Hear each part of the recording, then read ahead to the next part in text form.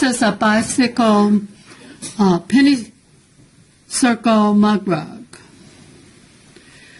And the reason I designed this was for my sister Donna, who's a bicyclist and also had knee surgery this month. So she needs something to do. She has embroidered previously, so this should be fun for her to do. The penny circles, as you can see, there's two designs here. There's the spoke, and then there's the regular circle. Now, there's a couple ways that you can embroider the pennies. And the most common way is to go in about 1/4 of an inch, come back out, and pull your thread. My preferred method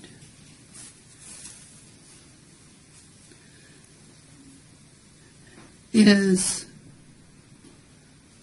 another way. If you're going to want the thread on the outside, is to go in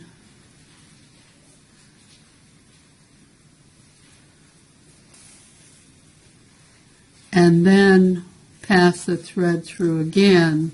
It just gives it a more secure down, and it doesn't cause the back extensions to go forward. Even better way to do the penny circles is to just go around. So this is a number 10 crochet cotton, or it could also be pearl cotton or embroidery thread, 2 or 3 strands of embroidery thread. Now, I prefer not to have knots on the back of my work, embroidery, or these penny squares. So I just pass the thread through. Then I take another stitch, overhand stitch, and then come back out next to the inner circle. These are 2 circles of wool, not felt, but real wool that's been fulled. And fulled means that it's been shrunk a little bit by washing. Agitation with soap, almost like felting, but it's called full. So this is kind of a fake buttonhole stitch. I'm just going down and up the other side.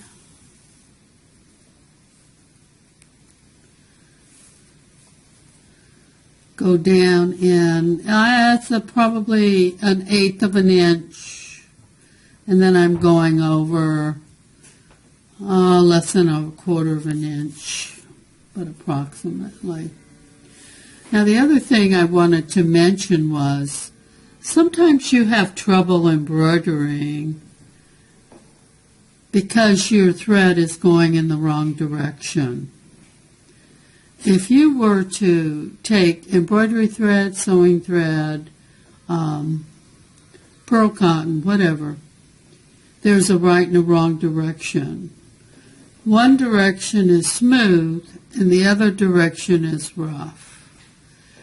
And it's hard to feel with just your fingers. If you slide this in the space between your nose and your upper lip very lightly, you can definitely feel the right way the thread should go through the fabric, and that is what this is. You'll have a lot less trouble with tangling. So this is my favorite stitch. The other stitch that we need to do is for the tires, the spokes. So let's look at that. You start in the middle,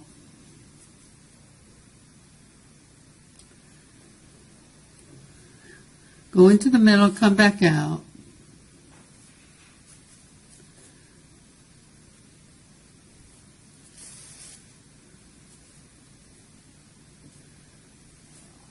back through the center. Those little pins I have are applique pins. I really like those for securing my work. I'm going to be producing these patterns. I don't know if it's best to package them individually to a pair together, and with an option of 4. So the next thing you're going to do, once you have your 4 wheels and all of your little pennies with the inner circle sewed, then you're going to want to work on the center, which is a 5-inch. In your 5-inch circle, you have to trace through a light box or hold it up against your window. And I prefer just short strokes with a pencil. You could use a Mark B. Gone. I even used Sharpie because you're going to embroider over this anyway. So I started to show you on this one side. We'll just go over to the other and I'll show you again because my battery ran down. So we're doing our spokes on our wheel.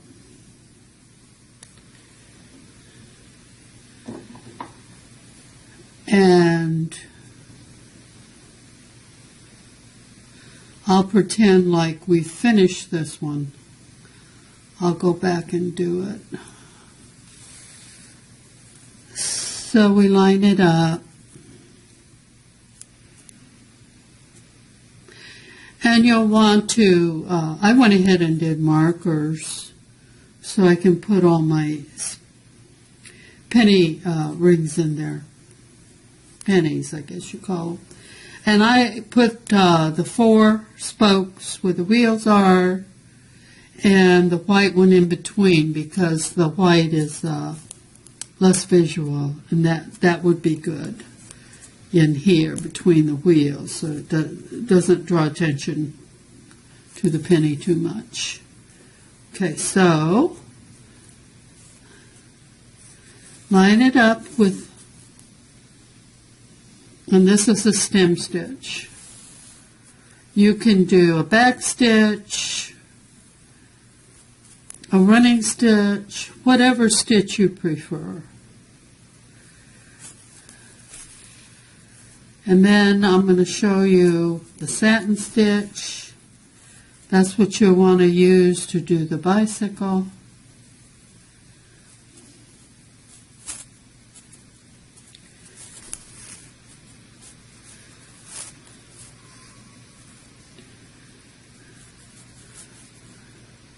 I'm going to go ahead and just tack this since I went a different direction here.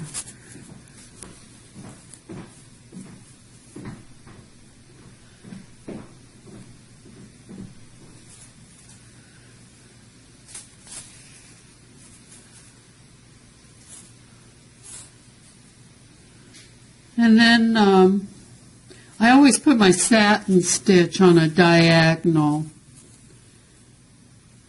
it seems to cover more space in a shorter period of time.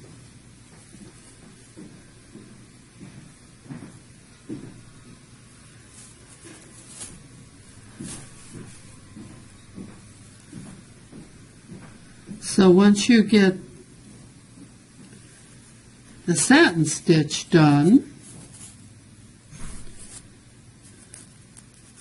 and the other embroidery stitches, you're going to line it all up again, and you're going to go ahead and do your fake buttonhole stitch on the inside all the way around.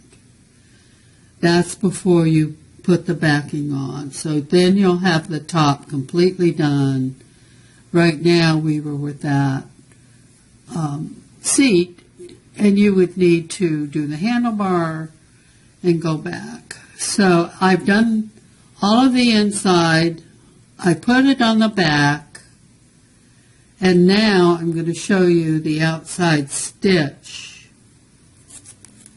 We don't cut it all out.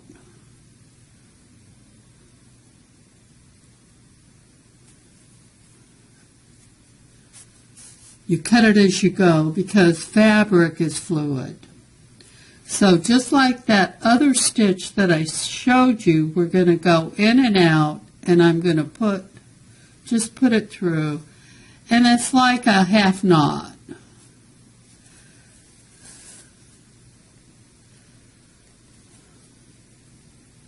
Now when you run out of thread, you will make a pass inside between your layers and no knots. The same when you start out, I just put my thread through there and have a tail up in between the layers. You can go from the back in.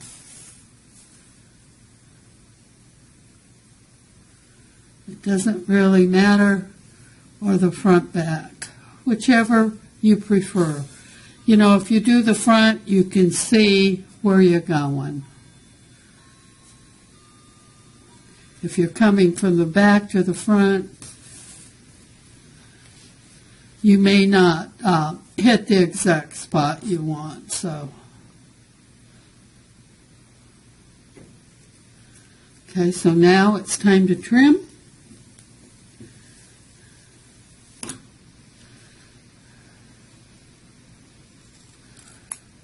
Be careful that whatever stitch you put on the inside, you don't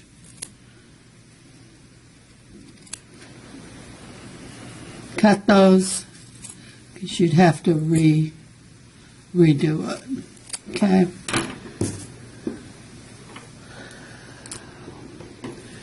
So once you finish this, it's all done.